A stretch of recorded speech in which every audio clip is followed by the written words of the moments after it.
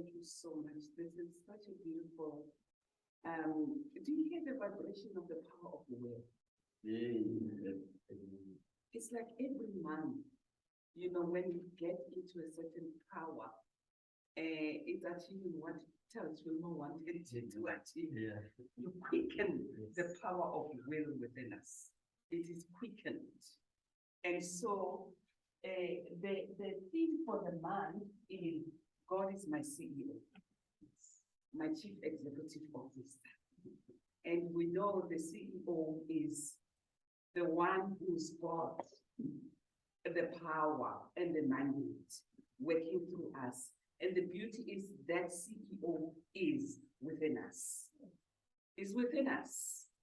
The higher power, the final authority, the Alpha and the Omega, the giver of life, the author. That is what we're talking about. Yes, the Alpha and the Omega, the infinity, the originator of all divine ideas, infinite intelligence. And we need to realize that. And so we are also in the 40-day. We are also in our 40-day prayer. It started on the 1st of August. And I remind all of you, 8 o'clock we do our prayer. Now, we said, I found it very interesting that we said the prayer is the prayer for our church growth, individually and collectively. And Spirit came to me very powerfully as I recognize that actually the church growth is not like something out there that we want the church to grow. Actually, this prayer is about the expansion of our own consciousness. This is what it's about. This prayer is about expanding our own consciousness in order to be able to embrace the Creator. Because it is so easy to sit in inertia. It is so easy to be complacent, to sit where you want to sit. I think it was, who was this? That Einstein who say energy in motion and energy that is stationary. So easy for us. You know what? Now we build our chapel. Now everything is in order. You see, but now we are called to higher ground. So it's our consciousness that has to expand in order for us to embrace the Creator. It's our consciousness that must expand. And so the theme that we are having still under God is my CEO is from moving from earning a living to serving a purpose.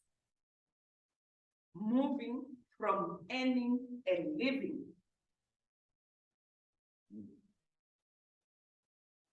to serving a purpose.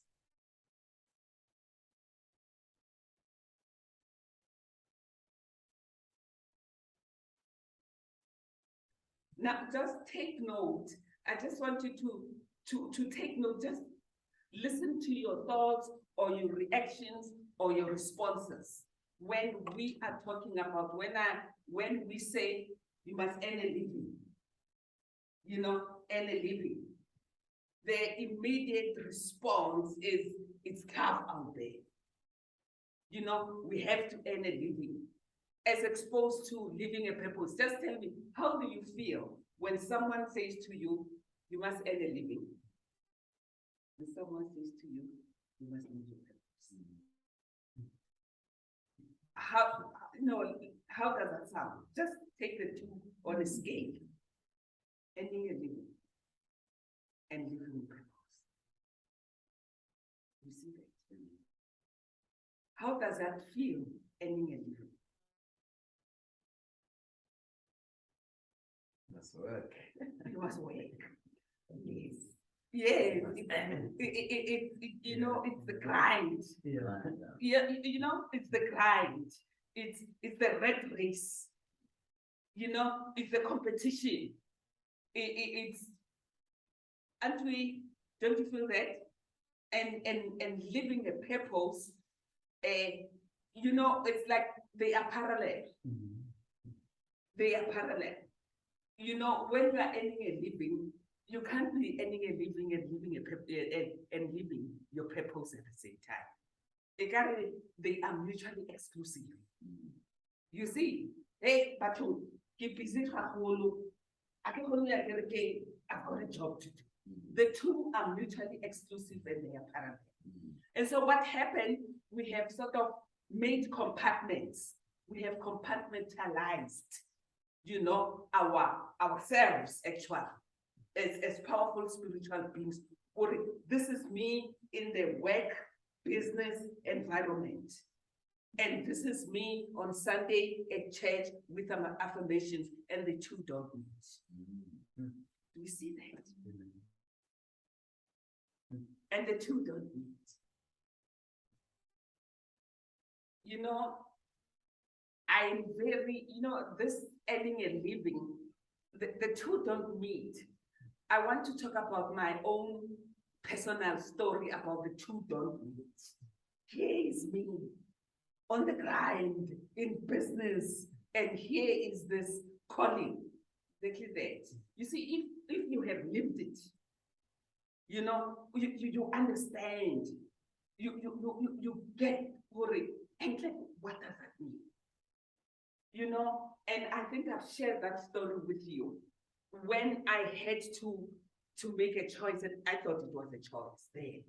You know, you have a business running. I had a business running with, you know, with joint ventures. You know, with actually business partners and joint ventures that were in there. I was getting in a joint venture with a manufacturing company in Denmark.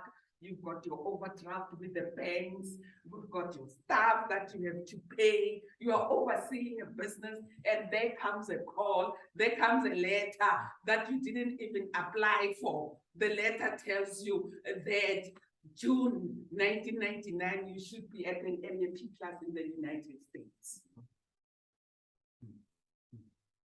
And that is January. It's January 1999. And within 6 months, how do you organize that? What do you do? You've got a business, you've got an overdraft, you've got staff to pay, you've got a reputation, you've got clients.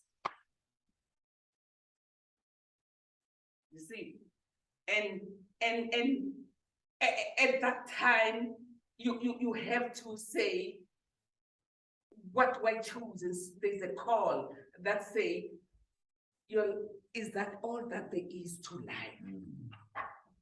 Because you get the money, you use it, you get the money, you use it, you get the money. Do you get what I'm saying? And is that the call? Then the call comes. And you know, I'm even afraid to show the letter to anyone else. I was even afraid to show the letter to my husband. And I was saying, what did I say with my mouth that brought about this? What did I do that brought about this?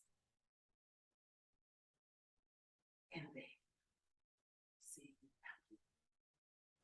going to prayer, and I say, I'm leaving. And I say to my partners, I am saying, you cannot be selling the business at its peak. You cannot be selling, you know what? 1994, when Nelson Mandela was giving that talk in Durban, when they were writing the white paper. Do you know there was the white paper and the green paper? I don't know, you guys were there. You know, when we were writing a white paper on small business, when they were beginning policy, you know, Bonsiga Enterprise, Enterprise Agency. You know, I mean, the executive Bonsiga Enterprise Agency were writing a small paper, a white paper for small business. And here I am telling them that I'm here.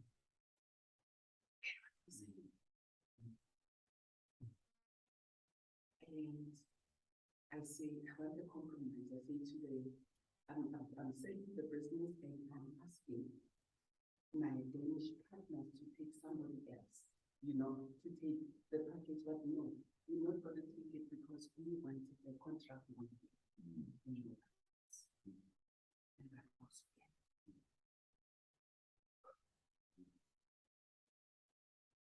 And I called that as well.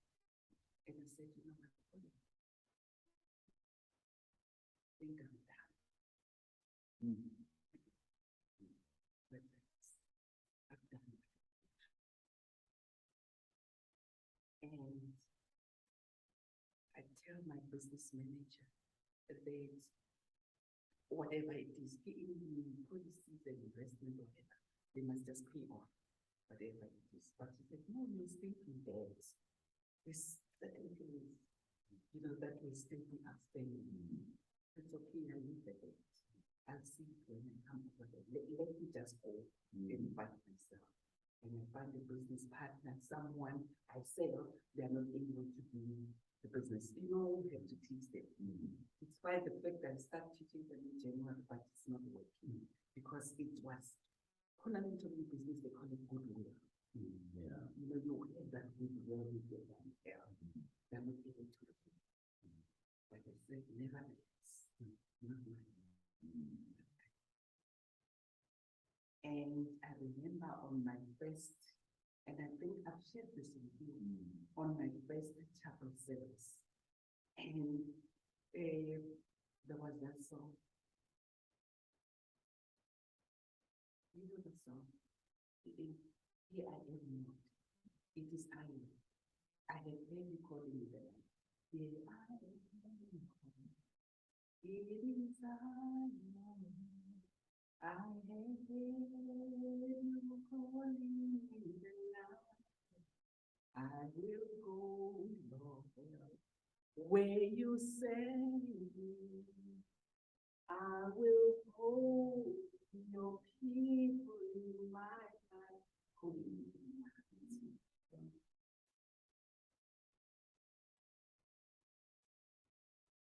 And I just let it time. And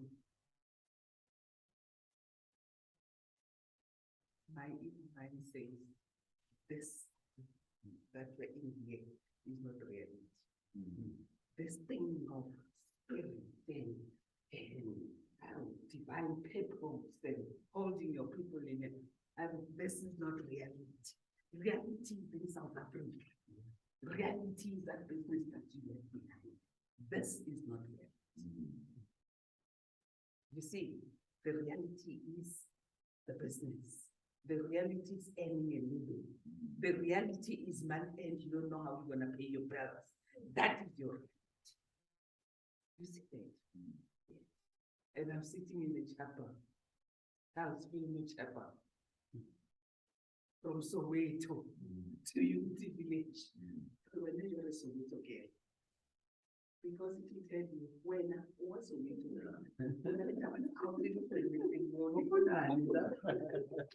Yes. Yes. Some people so this is not your reality. Okay.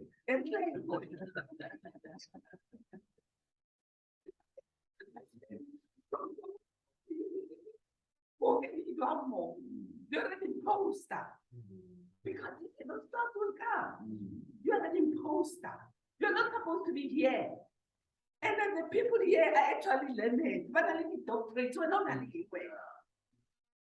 See, that is what it will tell you. Fear of the unknown. Fear of the unknown. And battery.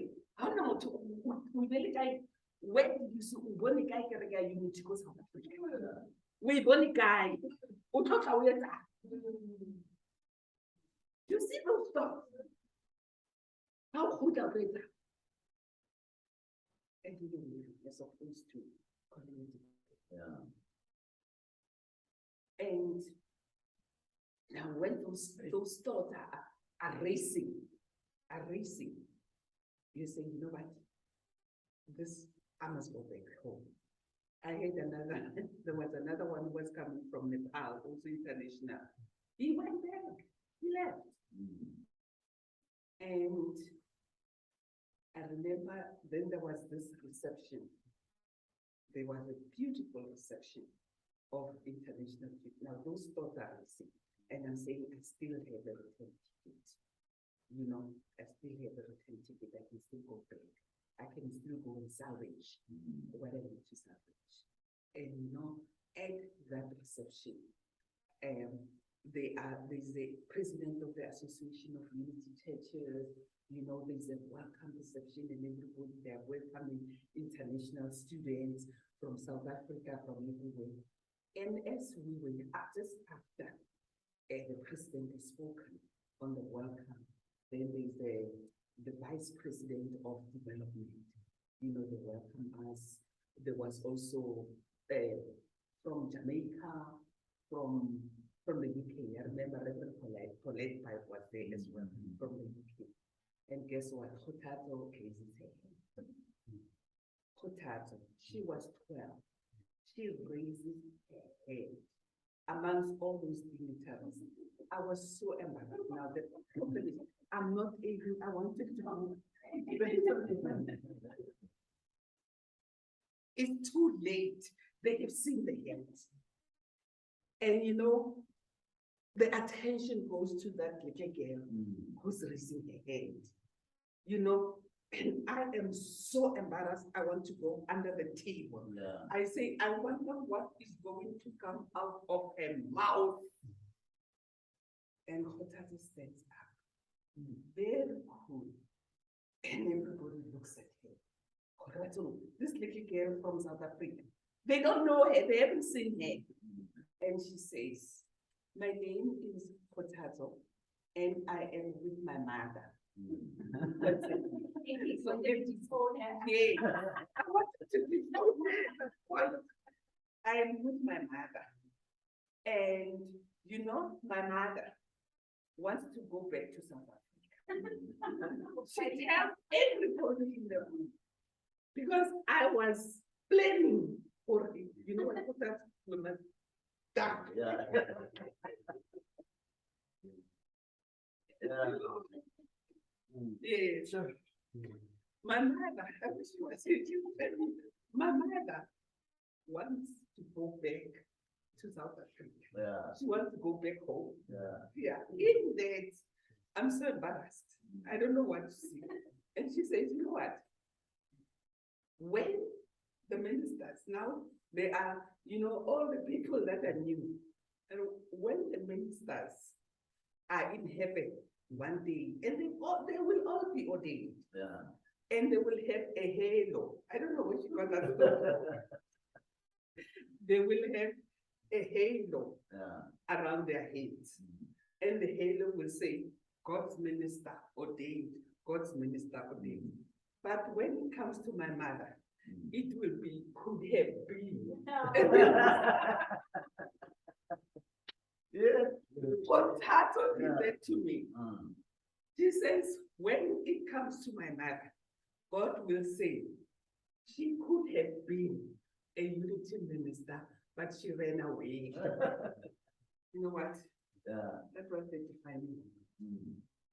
Then I knew that God was speaking to me. Yeah. Amen.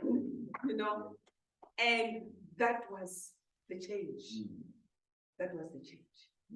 And at that moment, I knew that this was reality at Unity Village. Yeah. And there at home is not reality. Do we see that? Yes. Now, why I'm bringing this is that when we see here, you have a job, you have a career, okay, could be a business, right? Whether a business or a job, you have a job. And then from the job, you know, the job is getting a job, getting done, application and job descriptions and performance appraisals and all those things that go with a job and contracts. So you have a job. And then from the job, then you got a career, you're building your career. You know, you're building your career in communication, you're building a career in one. And then so it's job, career, and purpose. Do we see that? Right. But what we see and what I was seeing at that time is that job, okay, maybe business, career, and purpose are mutually exclusive. And they are not. Your purpose must talk to your career. Your purpose must talk to your job. There should be one room. There should be no compartments. And when we stop compartmentalizing the earning a living and living a God purpose, then we come to what Jesus was saying, that I am about my Father's business. You see, we are all in the employment of God. It's all in the employment. He said, I am about my Father's business. We are all called for a purpose. Let's look at the scriptures. Ask the question, please. Yes. Okay, now you explain it. Yes. Think what the divine plan. Yes. What is the divine plan? The purpose and your career and your job. Yes. Five meaning the divine. You know, remember Jeremiah 29:11, Jeremiah 29:11, which is also last week. I know the plans that I have.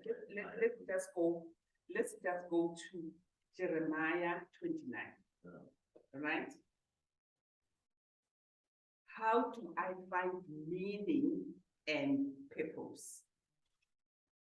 I say here, merge. Remember Jeremiah 29:11. Yeah, Okay, you can read it. And then we'll go, what is a plan? yeah. Can we just read it? For I know the thought that I think towards you, They say the thought. says the Lord. Mhm. Thoughts of peace and not of evil, give you a future and a hope. Okay, let's do 9:11. Yes. So man, let me talk about playing. And yeah, how to make it work? You're not playing.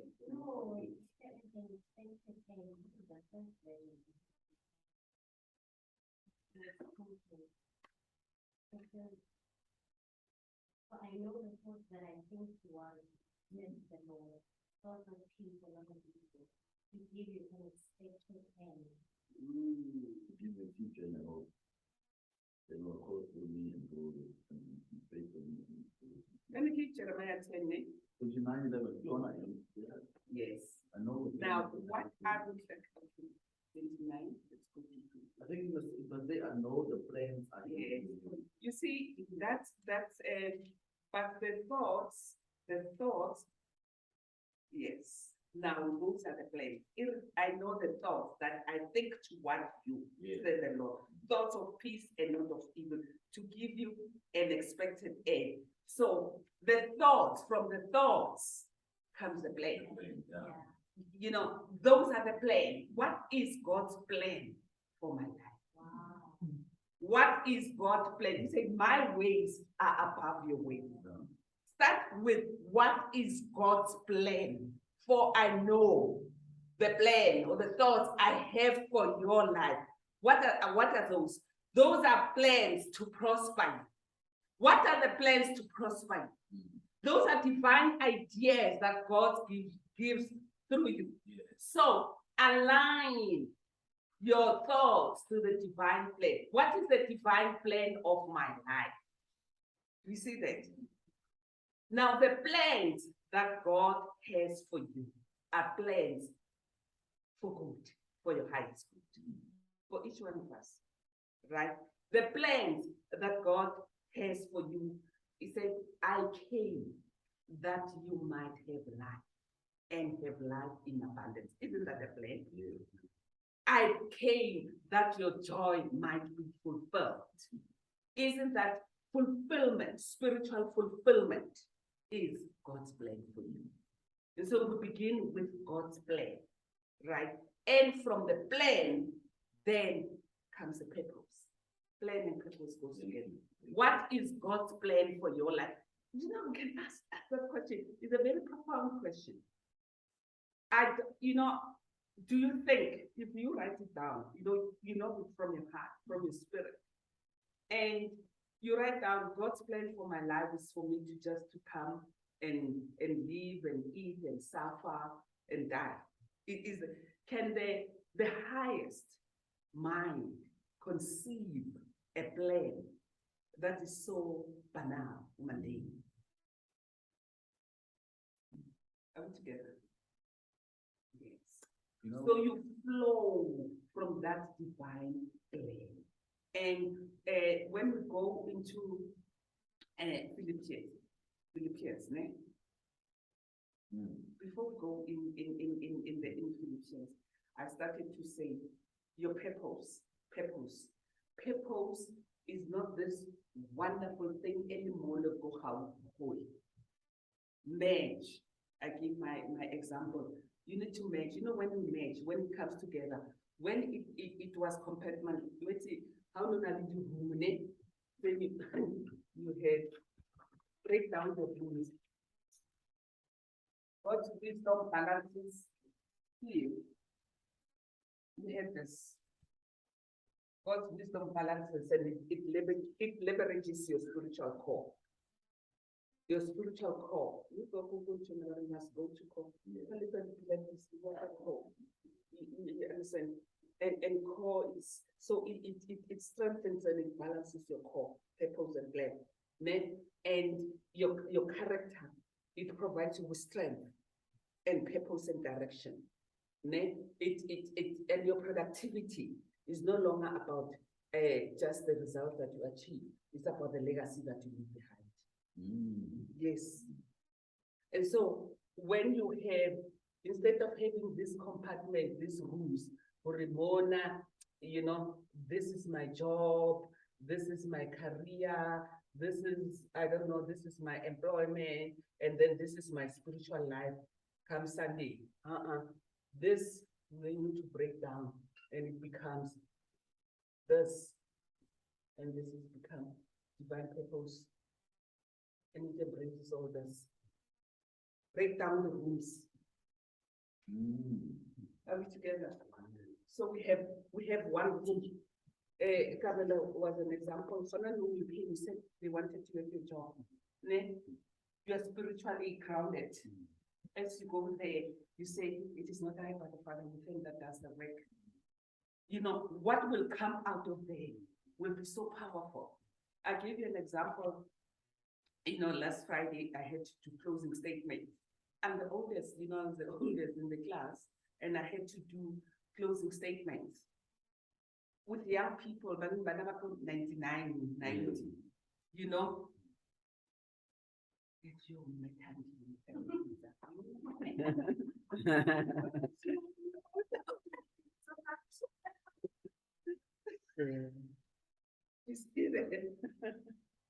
But the closing statement that I did, I even have a recording. They actually applauded, but when she took her glasses and put them down, oh my God, and then she started raising her voice, See that? Take who I am every way. This is Onapokai, then no, it's the same spirit that is working in you and through you.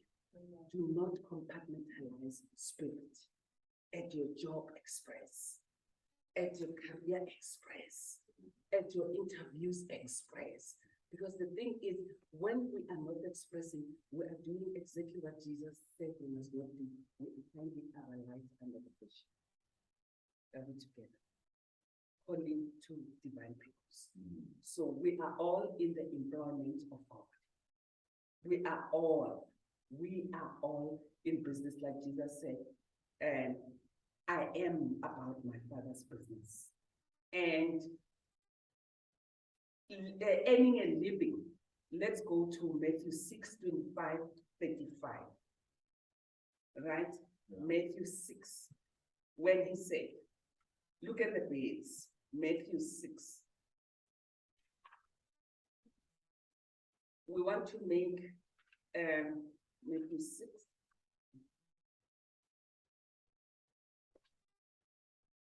Yeah. Verse 25.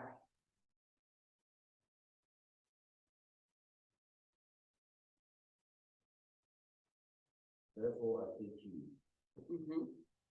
do not worry about your life, what you will eat, or what you will drink, nor about your body, what you will put on. It's not life more than food, and the body more than clothing. Yes. Fine. Yes. Now, look at the birds of the air. They do not spin a wheel, but God looks after them. Yeah. Do you have that? Yeah. Wouldn't your father look after you? Do you get that? Matthew 6. And, you know, look at the birds. They do not spin a wheel. You know, and it talks about the lilies that are here today and they're gone tomorrow. Wouldn't your father in heaven look after you? How precious are you? Now, you know, the scripture, we take it lightly, okay, now we must, Jesus is saying us, we must take the ways and the methods of the birds. Do you get what I'm saying? But I want to just look at it on another way. The birds, they are in, you know, when you say something is in element, you know, they know intuitively they are in their element. And their element is, you know, the intuition. When we, you know, when the weather changes in the south, without even anyone telling us, we know we migrate to the north. The little canary knows at this time of the year, because it's just about, so I have to lay eggs. Now I'm going to build my nest. They know how to build my nest. So all what I'm saying, the birds of the field, the lilies of the field, they are in their element. They do what is natural for them to do. What is natural to them? What is intuitive for them to do? Now, what is it? We have to be in our element. What is it in us that is our element? What is in us? Our element is the God presence. Our element is in God we live, in God we move, in God we have our being. That is when we are in our element. Do you hear that? When we are intuitively aligned to what is naturally our divine nature. What is naturally our divine nature is that God is our providence. The birds of the field know that. They don't argue about that. They don't put that in contradiction. They don't put that in doubt. They flow with it. And so when we know God as our source, we are in our element. When we know that in God we live, in God we move, in God we have our entire, we are in our element. God's presence is our element. They know God's presence. We need to know without any shadow of doubt, there should be no conflict between any living and living the purpose, because the purpose is going to provide for a living. Because where there is a vision, there's always a provision. There's always a provision. There is always a provision. And so we just get exactly that. Where there's a vision, there's a provision.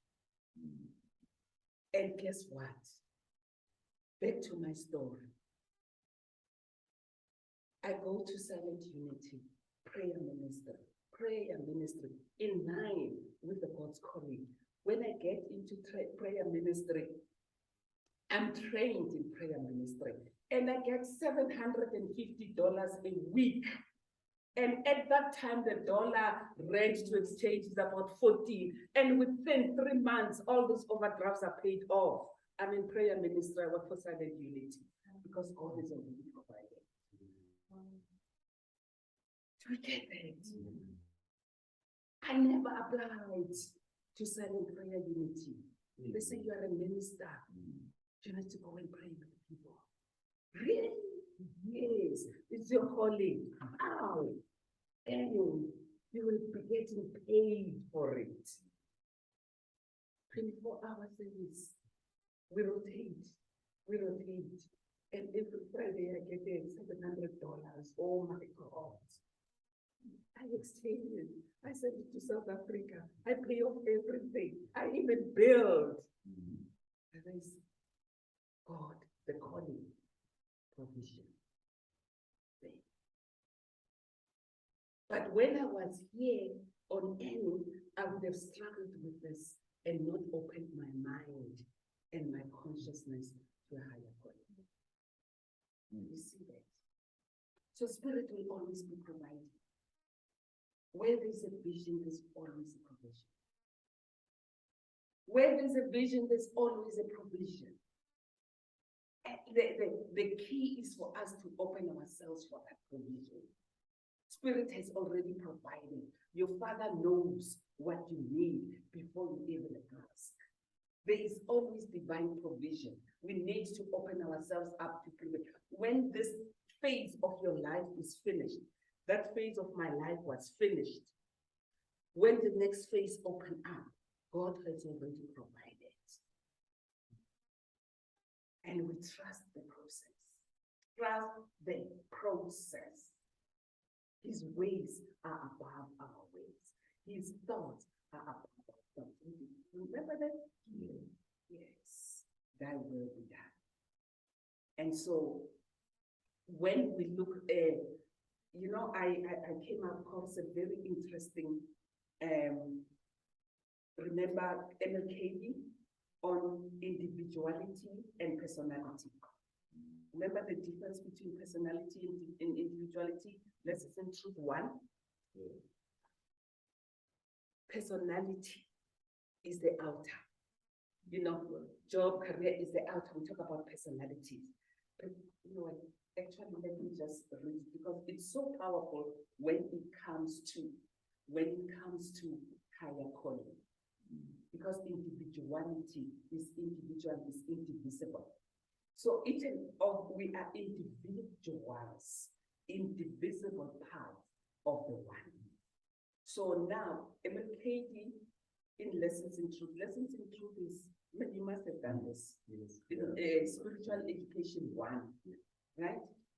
And yeah, those who are, I think you need to learn to read Lessons in Truth. Next to my bed.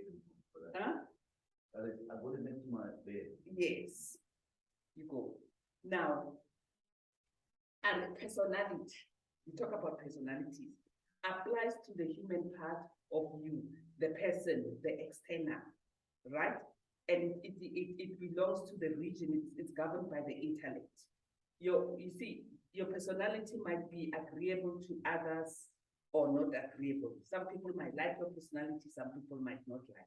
Now, it is the outer changeable man. The outer changeable man. It is the contradistinction to the inner real man.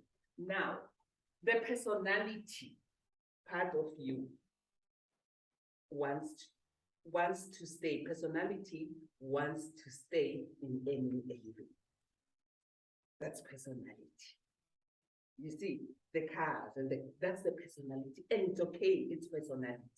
But now when we come to individuality, individuality is the inner man. Individuality is that real essence of you that is unique, that wants to express its uniqueness. When Jesus the Christ said, "For this I was born," was expressing his individuality.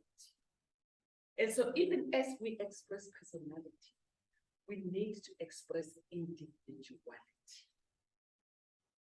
This is where our uniqueness lies. This is our God image. This is you as an unrepeatable miracle. This is you as with that spiritual mandate that is only given to you. Do we get that?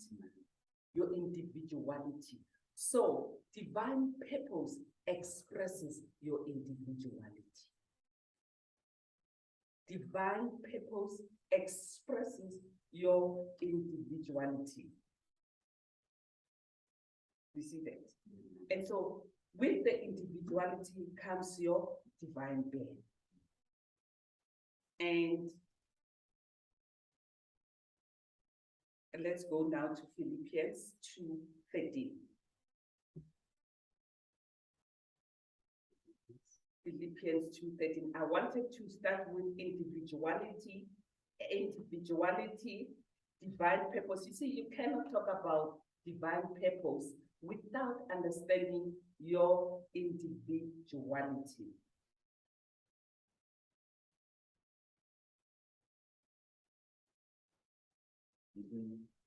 So Philippians 2:13, to fulfill his purpose. God, Philippians chapter 2. Yes, chapter 2. 13, talk about 13. We'll read 13 up to 15. I want to close it. Right? Individuality. Right? For it is God who is working in you. We can write, God is working in me. For it is God working in you, both to will and to do of his good pleasure.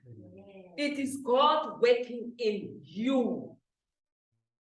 Individuality, divine purpose is God working in you, God working in me, both to will and to do.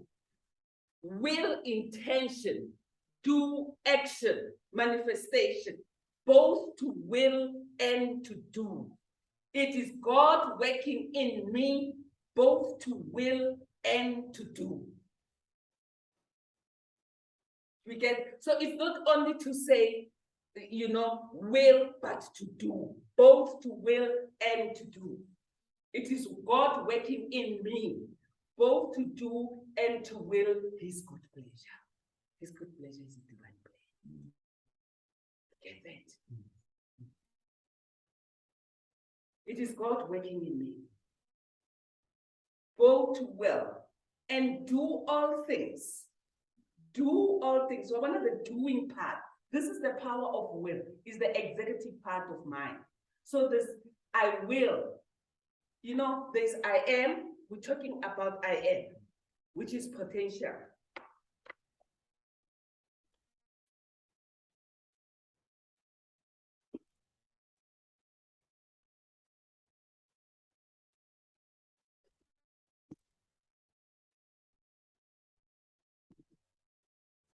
I am is our divine self. Again, is our individuality, of our unique self. Ne?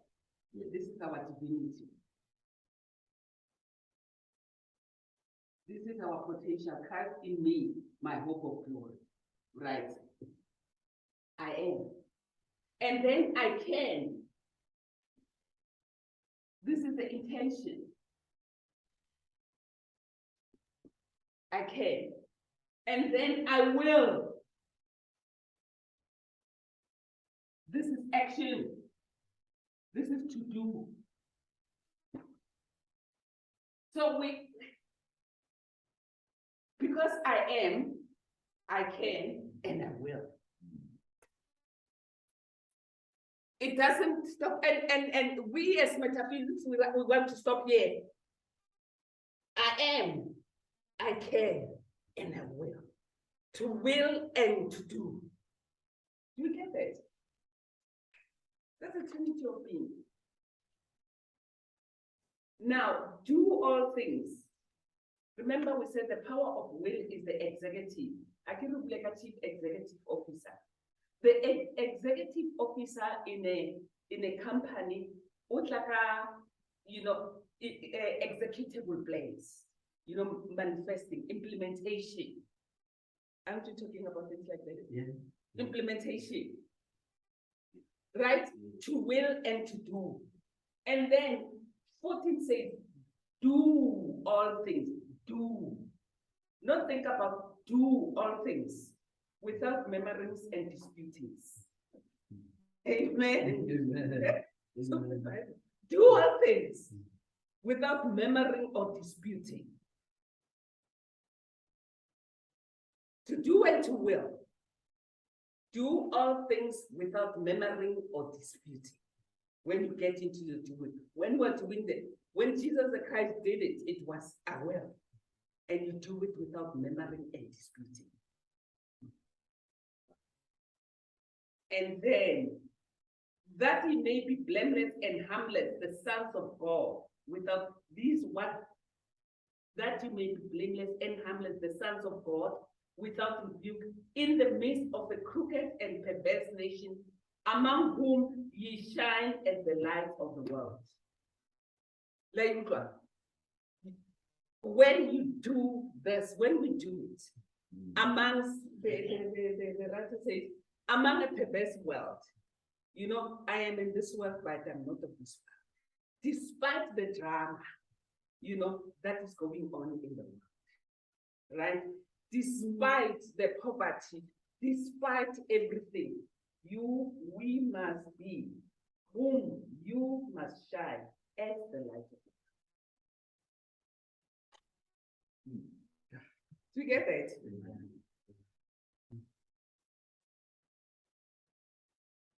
For God works in us to do and to will. You know, we can paraphrase that. So that when we do it, what God is working in us to do and to will, when we work it, you know, it works when we work it. That's what we call, remember? Yeah. When we work the principles, when we do the inner work, we do it without memory. We do it without disputing, right? When we have caught the divine plan. Why do we do it? So that even amongst all what is happening here, we become the lights of the world. There we come, there we get the light of the world activity. Now, this is so beautiful. You Yeah. become the light of the world. Yes. You are expressing your likeness of God. Yes. Again, Yes. You are expressing what God will and does through as and in me. yes, Yes. likeness. Yes. Amen. Yes. Again, we got it, Nick. Thank you so much. We'll end. Can we have any questions? To will and to do. God works in you. You know, that you can just take for the affirmation on the will of God, so that you understand what it's not your will out there trying to make things happen, and God's will there making things impossible for you or hard for you. But it's managed. It's God's will, God's work in you. God works in you. It's just we can appreciate what God works in you. God works in you to will and to do God's will. And as I do it, this is putting in place my executive power of the will, aligning my will to God's will. That's how we align our will to God's will. Amen. Amen.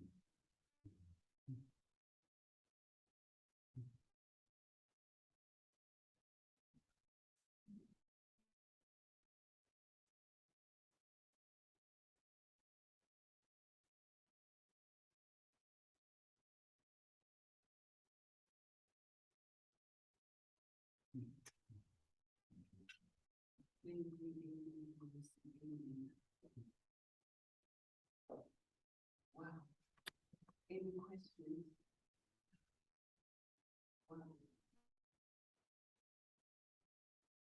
I think for me also, this resonates with the fifth principle, that knowing truth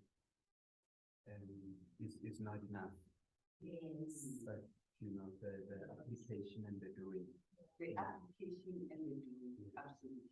I can avoid Yeah. the principle. Yeah. Yeah. And I will.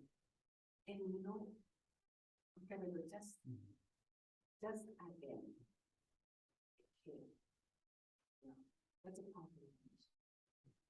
We could be, you know,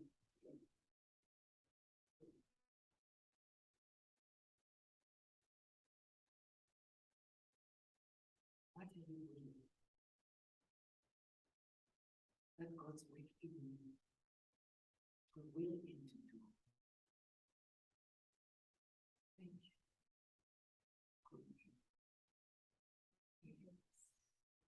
Because you're called for other people. You know, I also think that what came up for me when you were talking about the worms is that the segregation of the roles also applies to things that are happening. I was sharing with Papa Vic and to me earlier that there was a slight issue we had in our street, in my street, is from Friday. And but for me, what now, of course, there's Raman on that, but I think what is coming up for me is also there's that where you are, you know, one can have that attitude that I can, I will, you know, and with every interaction, it doesn't have to be the so-called holy space. Yes. It can be a conversation with a colleague, with a child, most likely, Yeah. you know, and even in that must you bring your divinity, and God is expressing it's holy ground, and everyone interacting with is holy. Amen. You know? Thank you so much for coming. Amen. Amen.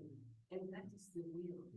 Because not only, you know, we think the will of God is something out there, like a checklist, what you do, you check it, you do this, what you got, when you got. You know, and we think the will of God is so hard and so out there and so against our having fun, more feeling, you know? Yeah. And it's actually not. It's working in you. It's that in you that takes you to higher ground. It's the I am, the I can, and I will. Yes, this is what I was reading. Well, what things we do in our lives, I would like this.